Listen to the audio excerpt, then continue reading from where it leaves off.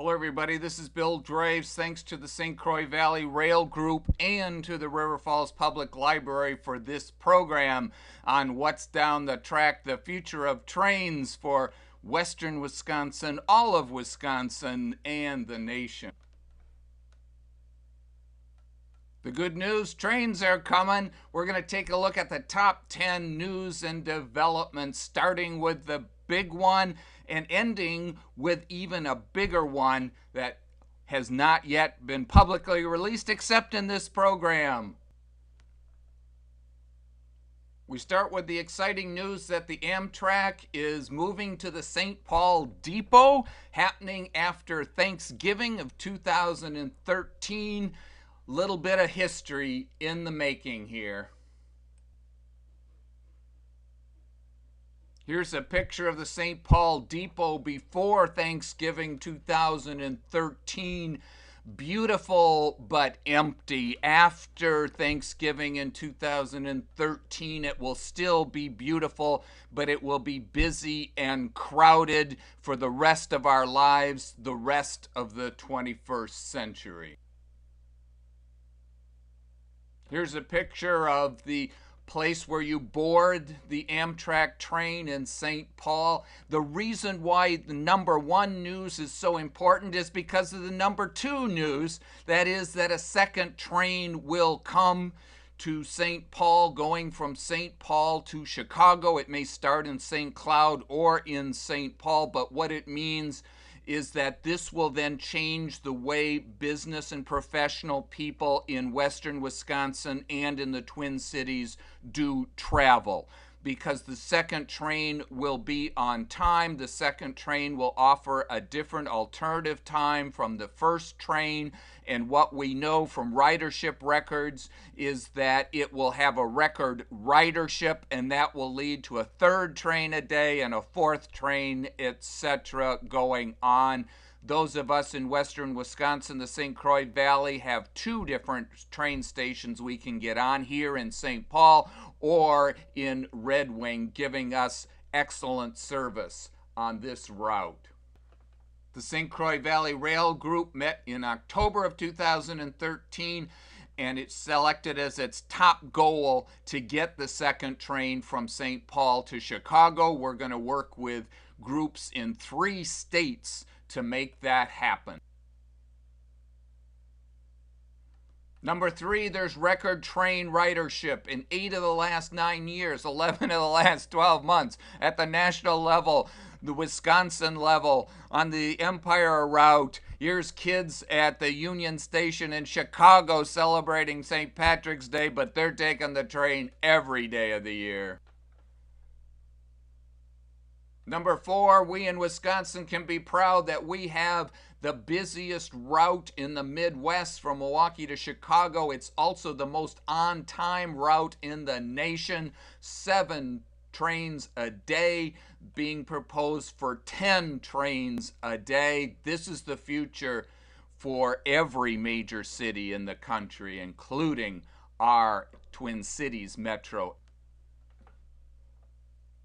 Number 5, Minnesota Department of Transportation is working on a proposed train route from the Twin Cities to Duluth with a stop in Superior, Wisconsin. Another train route for Wisconsin, 30,000 riders a year just from the Superior station.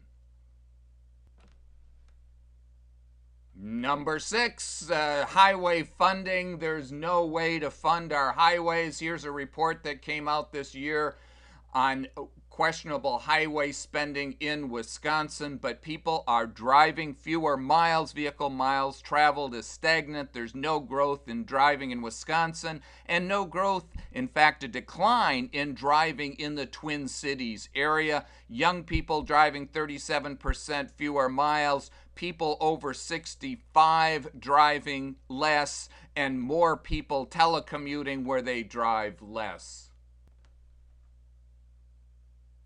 Number 7, trains are safe, and this is the first year, 2013, where train delays and crashes are making the top of the news. That's because so many people are on them.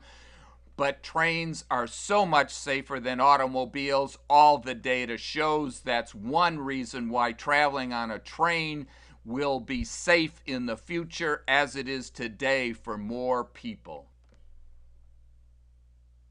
Number 8, the news just came out in October of 2013, is that a report says that Illinois 220 mile per hour high-speed trains is feasible. That means Illinois is going to get it.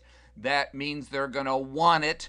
From Chicago to the Twin Cities, that's a good sign for Eau Claire, because that's the only route that it can go, with stops in Milwaukee, Madison, and Eau Claire. That means we're moving forward with true high-speed trains. Number 9, 2013, the year that the Twin Cities planned a third light rail line for the Twin Cities. It's also the first year where the return on investment for the future is being calculated. The third light rail line will create actually 60,000 jobs along that line over the next 30 years. The cost of the light rail line will yield far more to the economy and the prosperity of that area than it will cost. A new era in terms of economic prosperity and ROI. It makes the Twin Cities a transit area, and it has a big impact for those of us in western Wisconsin, and here's why. I told you we were going to end on even bigger news, and this is premiering right here, right now, is that new data just out shows that St. Croix County continuing to go into decline for the second straight year. The population aged 35 to 54, high wage earners, families dropped 9%, a whopping 9% from 2010. The population aged 65 and up grew a huge, massive 17% in just 2 years. The overall population is only up 1% compared to 34% in the last decade. What's happening is that young professionals and business people are leaving the suburbs, moving back into the cities for trains and light rail to save time. New residents coming in, whether it's the bridge over the St. Croix River or any other way, are going to be less prosperous. Rental units are up from 20.4% in 2008 to 22% of housing units last year. This trend continues. There's one solution. Here it is. The solution to prosperity in the St. Croix County, in the St. Croix Valley, in western Wisconsin, and in fact for any suburb in the United States, is to have a train station. Housing experts say that the only suburbs that are growing and becoming more prosperous are those with a train station. That's why we're working to get a train station in Hudson for our area, and to continue this wonderful journey into trains in the 21st century. This is Bill Draves. Thanks for being here and for your support of trains.